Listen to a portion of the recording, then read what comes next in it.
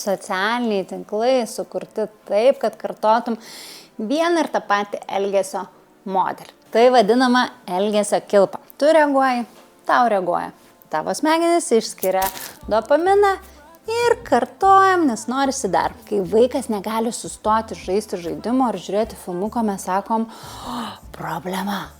Tačiau, kai mes negalim nustoti tikrinti Instagramo, kaip tada? Manau, tikrai visi esame pajutę tą lengvumo jausmą, kai tu iš tikro atsijungi. Tačiau, kai kažkas, čia tas kažkas, bando tave mokyti, kad labai svarbu yra pasirūpinti savo skaitmeniniais įgūdžiais, atsiranda pasipriešinimas ir pasiteisinimai. Mes ieškome atsakymą, kodėl ne, vietoj to, kad ieškotumėm atsakymą, o kodėl taip. Ir čia yra pagrindinis atsakymas. Dizainas, socialiniai tinklai, reklamos, antraštės. Visa tai yra sukurta taip, kad tu ieškotum būdų, kaip būti on, bet nebūti off.